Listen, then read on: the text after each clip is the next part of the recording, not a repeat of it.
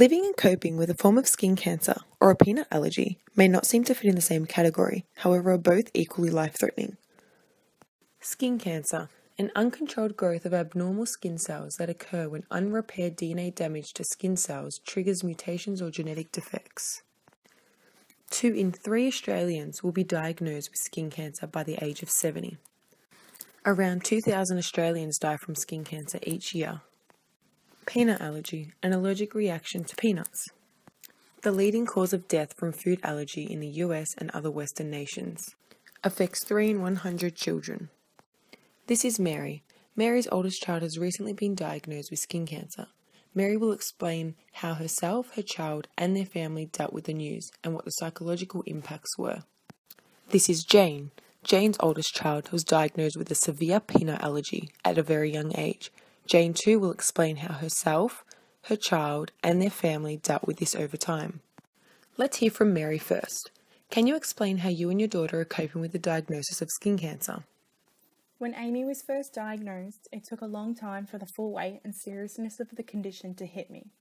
I couldn't believe it was even possible for a 17-year-old to get skin cancer, let alone being diagnosed with stage 4 melanoma.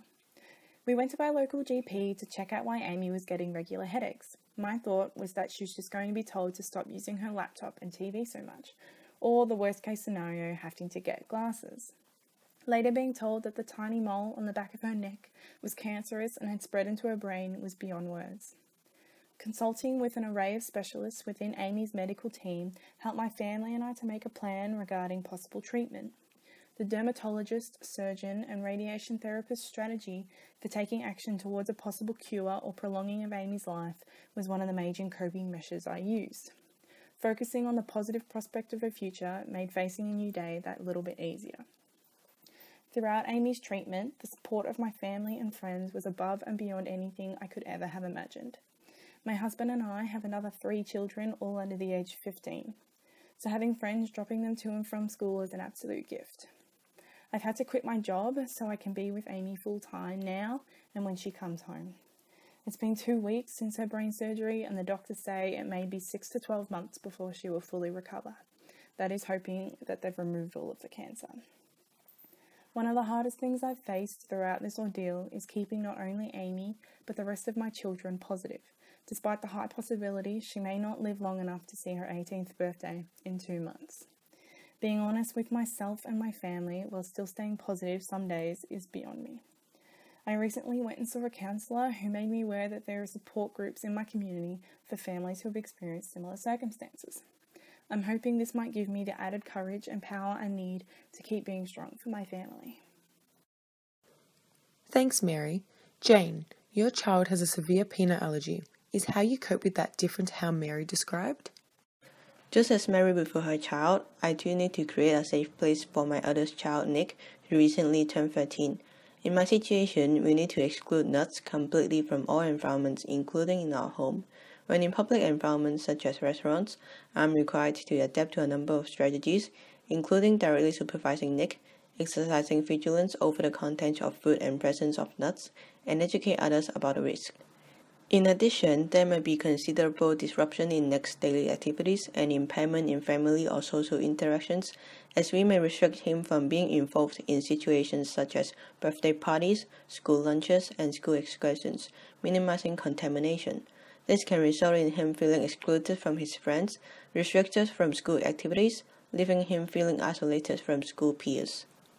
We've spoken about how Nick and his family are coping with his peanut allergy. How aware is Nick of his condition? When Nick was first diagnosed, we decided not to tell him to avoid making him feel different from others.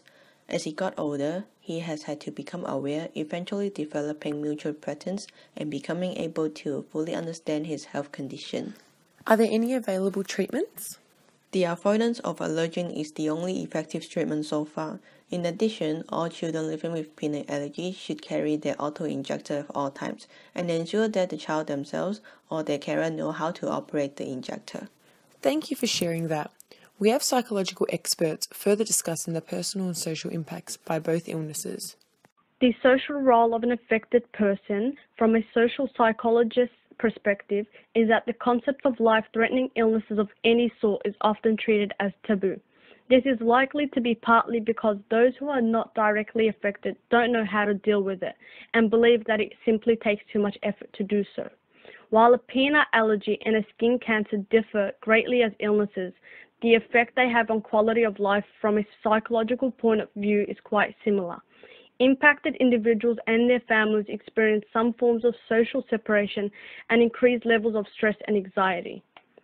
Food allergy-related bullying is becoming a popular topic, as there has been an increase in the prevalence of by 18% in children from the years 1997 to 2007.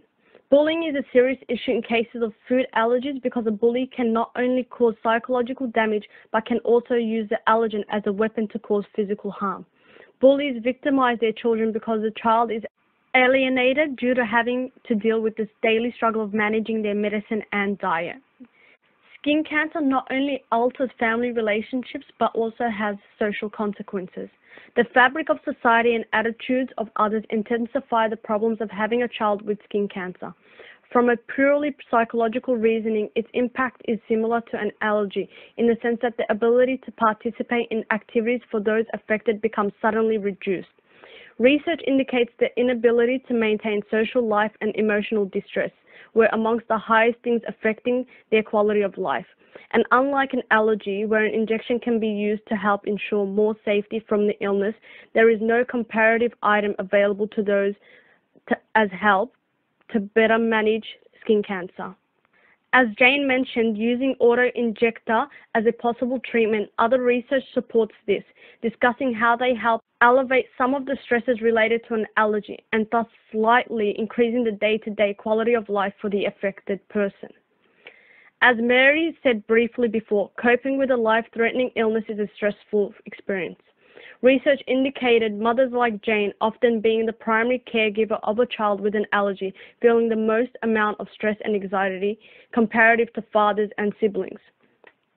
Similarly, the primary caregiver was the person experiencing these emotions the most. However, it could very well mean that this stress and anxiety they experience may not be a direct result of the person with the illness and the resulting lifestyle, but rather an over-exaggerated thinking and concern of the issue at hand and all the possible ramifications.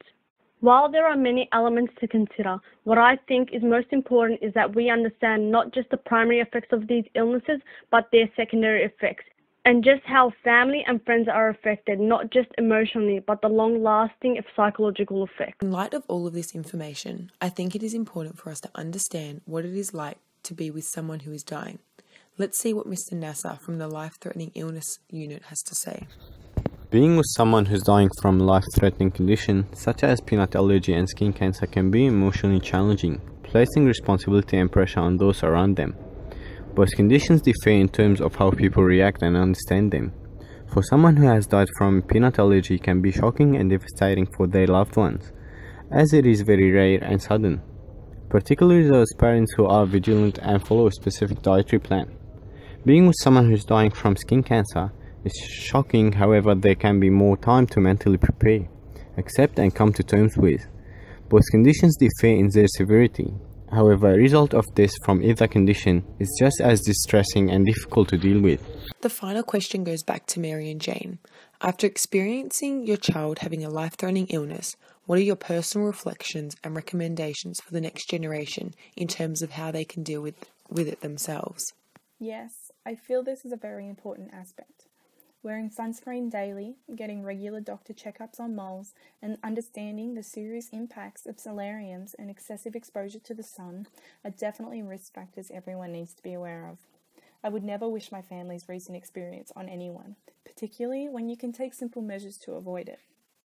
In Australia, it seems there is a lack of appreciation of the impact of allergic disorders on the quality of life of oneself. There needs to be a raised awareness of the health impacts in facilitating the early recognition and control of allergic disease. And that is all we have time for today. Living with a life-threatening illness is a multifaceted issue. Despite how we sometimes see life-threatening illnesses, they are actually come in multiple forms, including everyday illnesses. It is important we are just as educated and aware of all life-threatening illnesses as being as severe as one another.